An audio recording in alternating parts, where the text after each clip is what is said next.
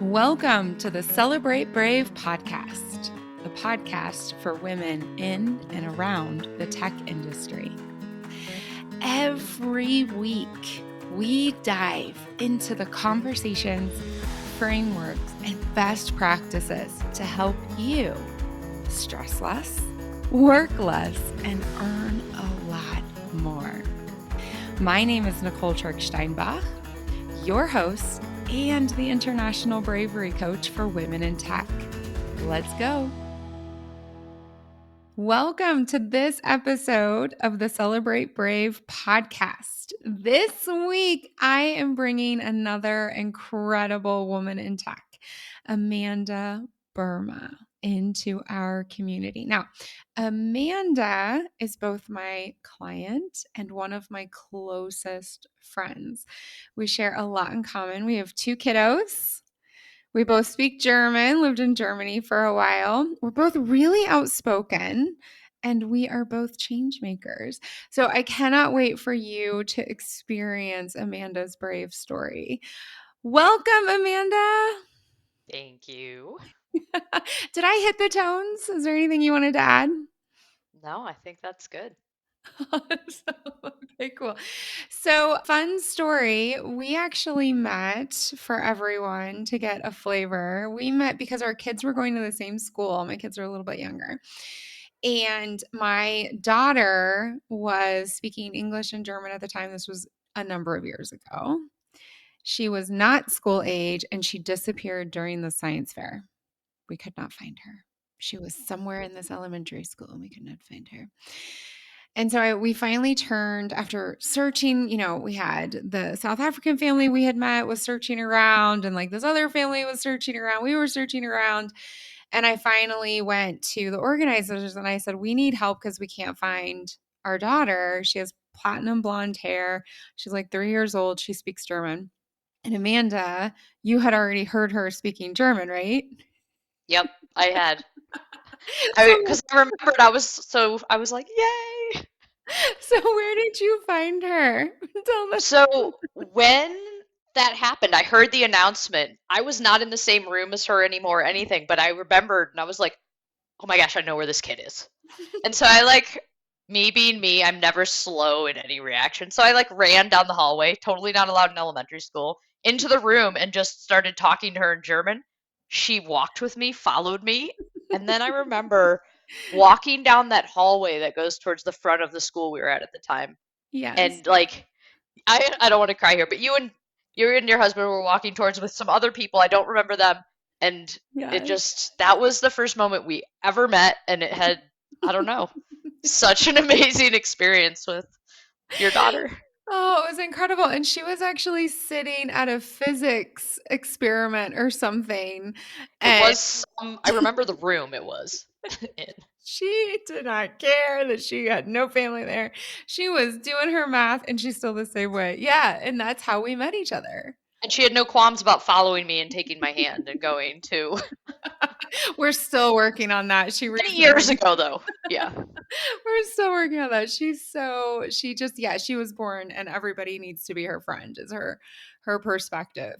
That is where our relationship really started, which is so special to me because it's amazing to see another outspoken, quick response, highly intelligent woman in tech, and then to see you grow. And I think that really brings into your brave story that you wanted to share. So I will turn it over to you. What's the brave story?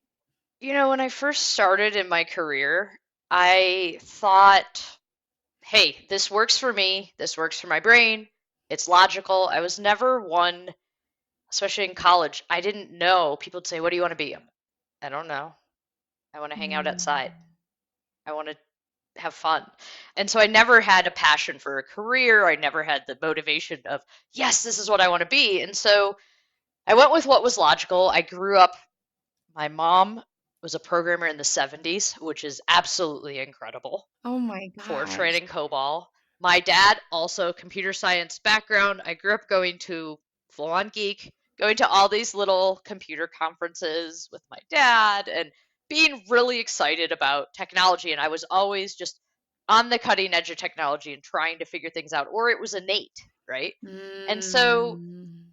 when I was in college, an opportunity came up for me to become an intern, and this was at CompuWare Corporation. So, little context, I grew up in the Detroit area as well as Germany, but mostly in the Detroit area. Mhm. And at the time, CompuWare was headquartered in Farmington Hills, Michigan. So I'm dating myself with that because soon after they moved to Detroit. But we'll go with that. So I started off, I was put into a QA team, a quality assurance team in software, and I was handed this new software application that they had at the time. And they said, okay, so this is QA automation, which was new in the 90s. Mhm. And we need you to figure this out and then train this group on how to use it. I'm As an 18 years intern. old or 19. Are you sure? Are you sure? So me, all 5 feet of me, super brave. You're like, I spent my internship learning about this, and as a part of a capstone to the internship, I had to get up in front of this group and present. And I still remember my boss at the time. I don't remember his name, unfortunately. And then back to back, there was another female I worked for in the same group. But I remember him saying, when you don't know the answer to a question, tell them that's a good question, but I'll get back to you. And I remember as soon as it happened, I was like, Yes. I don't know. And I didn't say it. He had told me 4 times, and I still didn't say it. But otherwise, I thought I did a really good job. I co-delivered it with another intern, but that was my like soiree into QA. Mm, And from mhm. there, I was a German major at the time because, well, I'd been bilingual since I was 12, and school wasn't always my thing. Really smart, but I don't fit into the box. And so from there, I realized, okay, I'm good at this. I can do this. I did one more year of an internship there. I then did an internship at a consulting company in Germany. And then it was time to graduate college. And I was like, okay, well, I know automation, QA. So I got a position at, CompuWare really big, right? I got a position at a small company, a startup in Ohio. There were 16 people at the company at the time. I Jeez. met my future husband there 2 weeks in, story for another day, but 6 years later we were married. But going Oh. back, like this 16-person company, I started my career there outside of post undergraduate degree, right? And I was really excited to do the automation, but I had to do some manual testing. And I remember being so bored. Mm. I remember being to the point where my boss was so kind, but he was like, Amanda, I don't think you're doing any work. Are you working? I see that you're leaving early and coming in late. Are you okay? Like, Oh and I my gosh. remember like hiding my monitor because we'll get into this, but being not neurotypical, Mhm. and we'll get into this a little bit later. If I'm not engaged and excited, I am way over there and I'm not doing anything. So, long story short, I didn't get fired, thank goodness. As soon as the automation started and we were able to do that, all of a sudden I was there. I was appearing, I was in it, and I was Yeah. excited. And then the company had an opportunity to buy such a tool. And then I was asked, because I was the one with the knowledge, and I was still a little like, this is kind of boring. I don't talk to people. I only talk to a computer. I get that Mm. it's for my brain, but something's not a right fit. What happened? Small company. What makes it amazing? I got asked to start presenting and trying to help sell this tool. And that is where it clicked. That is where I was like, I love this. I like this. I'm in front of these people. I'm training them or I'm selling to them. I'm convincing them why they need this in their life, right? And it really allowed me to take my technical aspects, but also take something that can be seen as a detriment, especially growing up, and make that my superpower. So, Yeah. one of the things is I've really liked and found that startups are for me because I need the excitement, I need the passion, I need the ability to say, I can do that. Let me help there. Let me help there. And that goes just like my brain does. So, full transparency, I'm ADHD. I have some learning disabilities, and it's been a battle. It's been a fight. I was fortunate enough to get diagnosed when I was 18 or 19 years old, and Mm. that provided so much clarity. And it helped just jump these gaps or these understandings of, why don't I get it? I'm trying hard. Why don't I Yeah. get it? And there was a huge jump in the clarity that comes with that, learning the tools. And from the 90s until now, I mean, there are so many more resources, which has been incredible for me, even as I grow in my career. So the startup thing was huge for me. And one of the things I've done recently related to kind of being brave in my career, one was jumping in front of people, getting into conferences. I was 19 years old, and here I am, 5 feet tall. Listen, I've got all this information. I look like I'm 12. Would you listen to me? Right? And like, I had to try to look older, but when you're 5 feet tall, and yeah, And it didn't work too well. But I've started in the last, I would say it's only been in the last 2 years or so, to be more transparent about my neurodiversity. And, mm, you can mention it, and I'm feeling empowered by doing it, because now I feel like I can discuss that as a superpower and not as a detriment. yeah. Or I can provide this weight to lift off of other people. I mean, if you work in the software industry, we are prevalent, we rule, right? Yes. And to be able to, in a director level role, say, I have ADHD, I have some learning disabilities, and here Mhm. is me shining. I'm succeeding, and here's how I can use that. And here's where, hey, if you see me going down a path and talking for 80 minutes about the same thing, help me come out of that. I'll help you with things, you help me. And Yeah. gosh, is it a weight off my shoulders instead of hiding? And Yes. Yes. so that's kind of my story too. I love startup life. I'm not a big corporate person, and some people think that that's just, why would you choose that path? But that's for me, and it works with my brain. And just these last 2 years in which I've been more transparent about it, I feel like Mhm. it's enabled me to be who I am and to Oh, support others that are going through similar things, or maybe they're not ready yet, but the more people they see talk about it, they'll know that they're there. yeah. So that's my Yeah. story. I am so grateful. I am so grateful. So, the longer term listeners just heard a bunch of bingo things that we have in Okay. common. We have Ohio in common. Hmm. We have that we are dangerous when we are bored in common. I can't wait till my current manager hears this. It'll be funny. Right? And you have a learning disability. I have a stutter that made me hold back for a long time. And being honest about that has really only been in the last 3 to 4 years. And we have, and this is where that you help me, I help you kind of attitude comes in that we share so well.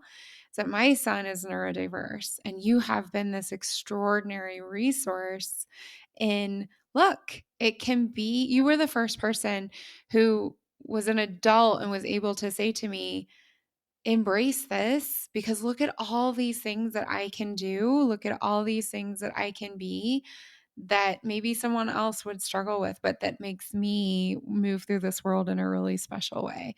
And being open about that, I know it's a huge topic for women right now. We have a lot of women being late diagnosed in their 30s and 40s and 50s.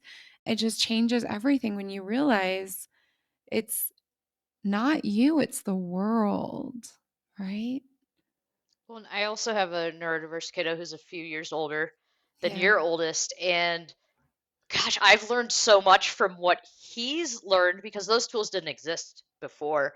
But it also, I don't know, I felt it provided an opening where you could see he's a few years ahead. Look at him Mhm. shine. Look at him, and he shines. He does. He They both do. shines. I mean, both of your kids are amazing, but yeah, he really shines as well. So, what do you think, like, because one thing I've definitely shared with you is you're my startup client. You're the one that's like, I don't want to work at a corporation. I want to work at Right. a startup, right?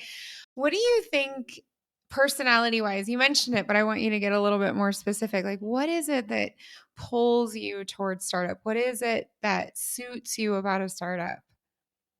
One of the things is I find it boring or not stimulating if I Mhm. can't see my impact. So if you imagine Mm. Mhm. CompuWare, wonderful organization, it gave me my start to my career. It gave me this QA engineering entrance, right? Can never be more grateful for that. But I realized that I just needed something that gave me focus. And when I have focus, I'm amazing. But when I don't, like, it's, I'm an all on or off. It's like Mhm. I'm either Mhm. 100% in or please get me to pay attention. So I think that's one of the things is as a person in a startup, you can make that job what you want no matter your title. I Yeah. started off as a quality assurance person, fresh out of college. I felt fortunate at the time to even get a job because the university I was going to would not allow me access because my major wasn't computer science to any job posts because Oof. my major was German. I had to stick with my major. So I was on my own to find this job. Luckily I had the CompuWare experience. So, I didn't have I mean, how does that feel to you, right? Oh, you're not worthy. You're not worthy. And so then I got this job and I started off and it was so hard because I was so bored, right? So I was like, oh, Mhm. where's life going? And once I realized that I could make that position what I wanted, QA At the manual startup. tester to QA engineer to, Yeah. oh, now I'm a sales engineer. Amazing. Where can I take that? And that's Yes. where that adrenaline energy and being in front of people really Yeah. Yeah. took hold. So, thank you. Yeah, you can design your own job in a much faster, more dynamic manner for sure, right? Hmm. And, one of the things that I want to ask you about is the risk of working at a startup. But before we get there, I know a lot of my audience members, even people who have worked in tech for decade, right, don't know what a sales engineer is. So what Okay. exactly are you doing? So imagine, you're working with a sales representative and they are conveying, not trying, but they're successfully conveying, this is a business value, this is why you need this. And then someone technical joins the conversation and says, no, I don't believe you. Or how? So the sales Mm. engineer comes in and is the trusted authority in that domain or that space that can explain it at a technical level, and they can explain this to the most technical person as well as the least technical person, and they create that bridge. You're basically creating these connections. I understand what you're saying. Let me explain it here for your, and I don't want to belittle anyone. It's more for this is where your expertise lies. Let me explain it within that context. This is where your expertise lies. Let me explain it there. And being that gap and really convincing and showing them and having you have to have faith and passion as part of your, I don't know, it's your reputation that's on the line. If you don't have the faith and passion, don't believe in what you're doing or selling, it's the Mhm. technical portion of the Yeah. sale. And then I don't have to Yes. ask for money or do that scary stuff, which to me is scary. So I don't have to talk Yes. money. I can say, oh, thank you. So you get to bring the technical skills that interest you as well as the behavior skills. So you talk to people about this is the value you get out of this software, this is how it would help you. Hmm. But you also get the dopamine rush of a sale Hmm. without the actual negotiation for the number. Right. Yeah, it's kind of the perfect job, y'all. Yeah. If you love to bring in tech with presentation, facilitation, envisioning is something that you didn't mention, but I just know that you're very good at. You have a great vision perspective. If that's what you enjoy doing, then check out sales engineer, sales architect. What are some of the Solution other architect. Solution architect's a really fun one. Sometimes it's Yeah. pre-sales engineer, but there's so Oh, many paths that you can yeah. take in a career from there. Mhm. Yes. Yeah. Oh, that's so cool. So, talk to me a little bit.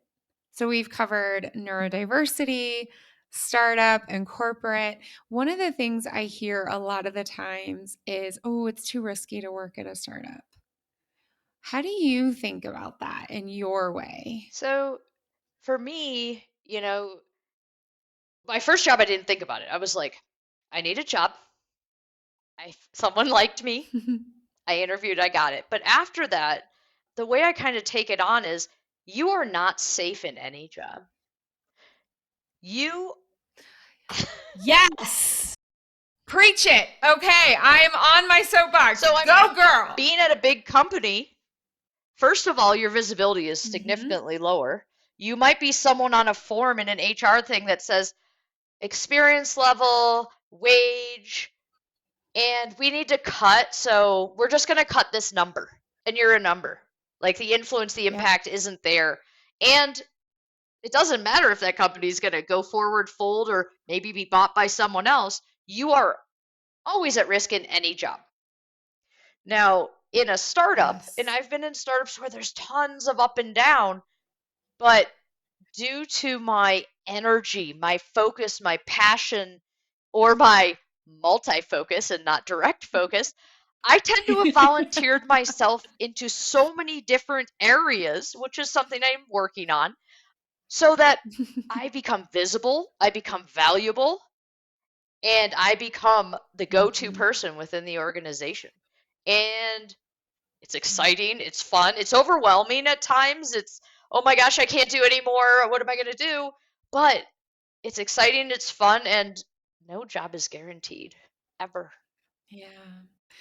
I love that that's how you started it off. And part of mine, having only worked at major corporations, for me, my response is, it's too risky to work somewhere doing something with somebody that steals your excitement and your joy and your private life and your personal time, and you just end up totally drained. And if these are aspects, being super visible, seeing the impact, going with the ups and the downs, having different experiences every single week, it's always going to be risky, but only as risky as you allow it to be, right? Because at the end of the day, it's up to me. I have a podcast episode where I'm like, okay, this is really annoying advice, but it's also true. You are the CEO of your career, nobody else. So you're going to decide what you're going to do and how you're going to go forward. And I think that you just explained that in a really beautiful way, bringing in the wholeness of who you really are and how you got their inspiration from your parents. Neurodiversity, passion, boredom. I mean, it's really funny. I really hope that some of the people at my first organization that I worked for post college watch this and can see and laugh about.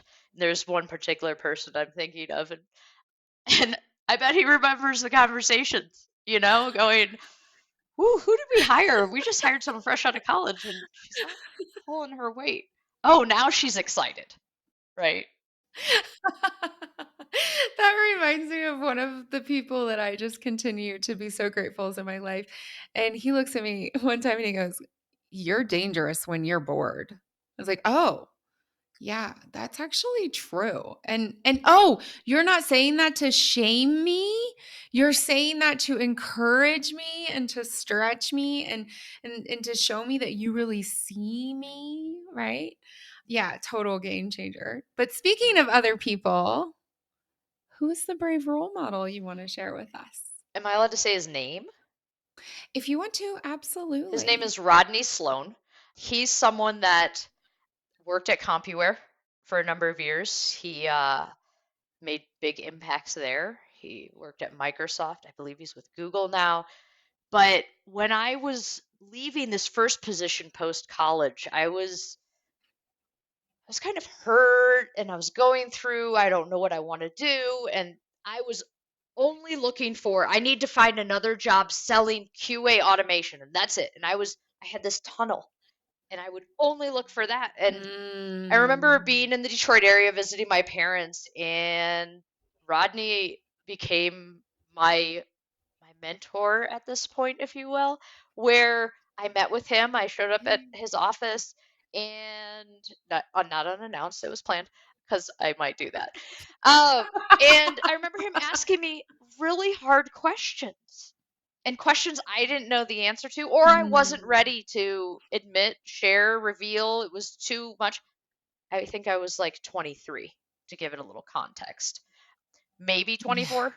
So, and he opened my eye. One of the first things he says is, "Wow, you're really looking in a very narrow scope. Why are you limiting yourself to only sales engineering that is a QA automation tool?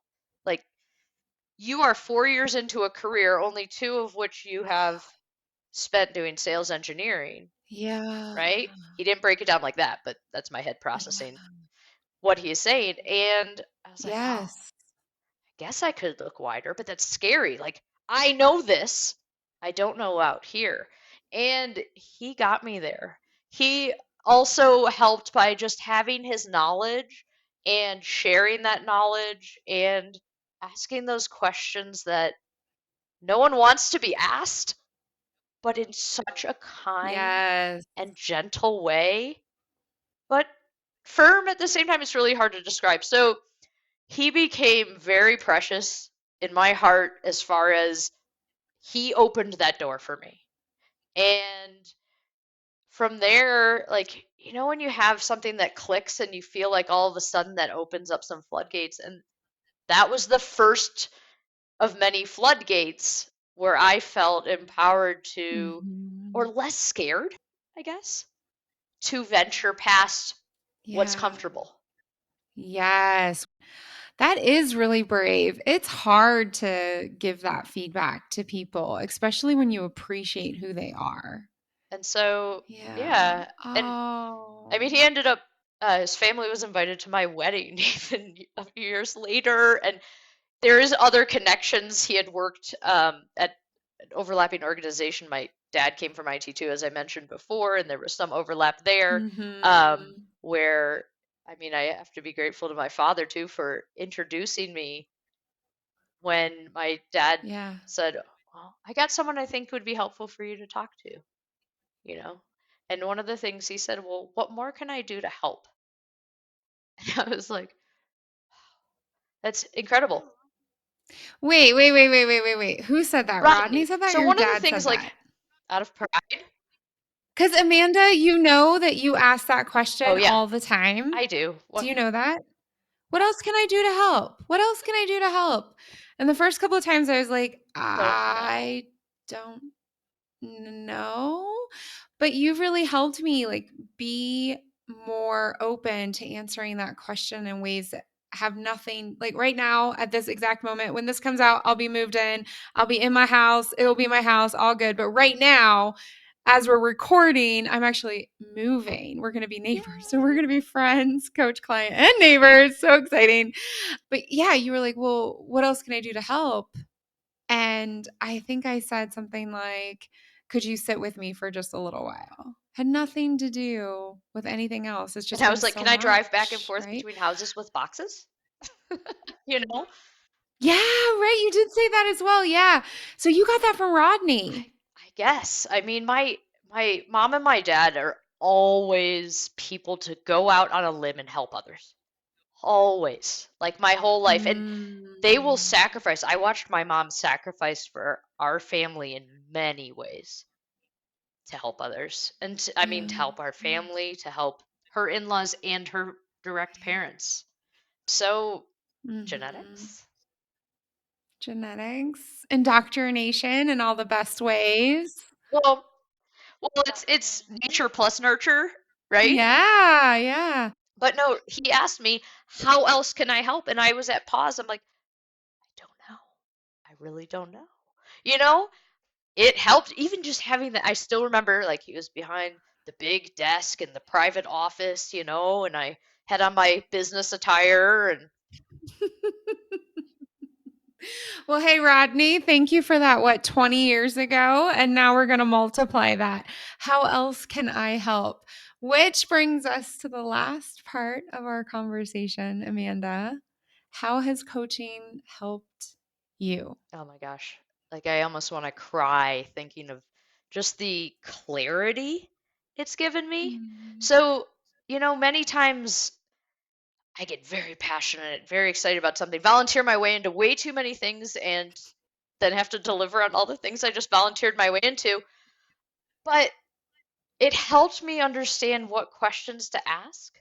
It helped me have Mm. confidence in, and people listening to this would be like, "You have confidence issues?" No, but but there's stating things, and then there's stating it in a fashion that's going to help make progress versus I got Mm. this, I'll do it, and then I'll give it to you. That was always my thing. Like, oh, I got this, I'll do it, I'll give it to you. And now asking the right questions, trying to help mentor others into how I got down this thought process, how I approached the problem, and also finding clarity in how to have hard conversations. And then also analyzing the situation and stepping back and going, okay, well, Amanda, you think that that's the answer. That may be an answer, may not be the Mhm. answer, may not be the only answer. How can we look at this more broadly? And then Yeah. there's certain things that one of the reasons I don't work at big organizations is because I fear politics, like company politics and depth. And oh my gosh, I don't play games. I don't play games. And so I Yeah. think that's one of the reasons I've always feared big organizations because Mhm. I don't know. There's someone at my current organization, and when I first started there, man, did we butt heads. And but it was the stubborn meeting the stubborn, but we're both, wonderful and passionate people. And so it took Mhm. us a few headbutts. And then there was this level of respect that I would hope he would say he developed for me because I definitely developed for him. So, what was the question again? Mm. Sorry. No, I love it. It is perfect. This is so good, right? Because it's like, how has coaching helped you? And basically, you have run through in your examples Mhm, all of the frameworks of accountability. So we worked on clarity for sure, mhm, right? From the Build Your Brave framework. Momentum, you're a freaking rock star. You are always in movement and moving things forward. And one thing I think is so special about you is that you both document and train and mentor and get things done. It's like the triple, what would that be? Quadruple threat, I guess. And then for the accountability, right? Circles of control. What do I actually control here? Crucial conversations, those difficult conversations, prioritization, about self-worth. making space, self-worth. Yeah, That's a huge self-worth. thing. Like, what am I worth? What is that? Yeah. You know? And, you Mhm. know, since starting to work with you, there's been a nice impact. I've financially grown as well Yeah. as grown in my approaches within my career, and I do believe if we were to Yeah. ask within the organization that there would be confirmation of that it would be Yeah. acknowledged or said, "Yeah, I've seen that. I've Yeah. observed it. Oh, that makes sense now." Yeah. And I've also been Yeah. transparent within the organization. I'm working with a coach. God, it's really helping me. How is it helping you? Mhm. Well, let me share some ways. That is so generous of you. Yeah, share with everybody. That's incredible. The ways that you're growing. And what I love about again about your examples and how you tell the story is, a lot of the times most people come to me and they want to earn more money. And that's valid. It's 100% valid. Money creates opportunities. I love money. What you're talking about is like, yes, there's financial growth. More importantly, I'm enjoying my time. I'm more effective. I'm making an impact. You're not burning out. And, the way I would not have taken those words into my mouth for you, but when you said it, my whole body got covered in goosebumps, Amanda, which is self worth. It's just when a woman has money and has self worth, the entire world becomes a better place. Well, and I also have had, there's been COVID and the COVID impact of, Mm. taking a leave of Mhm. absence to do what was right for my kids and my situation with remote Yeah. school. And then played a lot of hockey. I have had quite a Mhm. few brain injuries, concussions, and I had to pull back at times because of that. I had to leave at Yeah. times because of that. But I'm going on over 6 years, I think it is now, at this organization. I don't know. Check my LinkedIn. It says the number. Um, but, those are a lot of things to work through. And because of the concussions, many Mhm. times I don't recall things that, oh, you met Mhm. them in a meeting. I've introduced myself, Tara. I've introduced myself to my cousin in her own house, albeit I hadn't seen her in 10 years. So, you know, one of the things is developing techniques. I already had the tools from being neurodiverse for having to develop techniques to overcome things. And, Yeah. taking notes, making these very structured, and having the structured organization not only helps with the ADHD, but it also helps with, I was on that call last week. Let me Yeah. check my notes. Yeah. And that sometimes triggers it, and Exactly. other times I have to fully rely on my notes. Yeah. What I love is the confidence that I'm going to just pull everyone behind the curtain, right? Mhm. The confidence and the calm that you're saying that in, it's such a different energy than when, like, oh shit, I don't remember. I have to go look at the notes. Because It's it like, can be no, so hurtful, it can be so hurtful. like Yeah. self-deprecating, you know? Yeah. Yeah. But that's really what coaching can create for sure. Amanda, literally, we both know we can talk for 6 hours because we've done it on many Right. occasions. But we got to wrap up. I am Okay. so grateful that you were willing to share this story. I was so And that nervous. Like, I I am in front of people all the time. Like, this is what I know. do for a living. I stand in front of crowds of 100 people at conferences, but I was nervous to do this with someone I know personally and as my coach. So Mm, I'm really grateful. It was exciting. I didn't know what was coming. So it was awesome. and so many layers of generosity, as always, with you. Thank you. Thank you.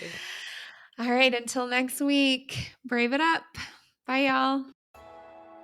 Hey, before you go, our fellow women in tech really need these insights. So do them a favor, hop on over and leave a rating and a review on your favorite podcast platform. Help them find the Celebrate Brave podcast. All right, thanks a bunch. Until next time, brave it up.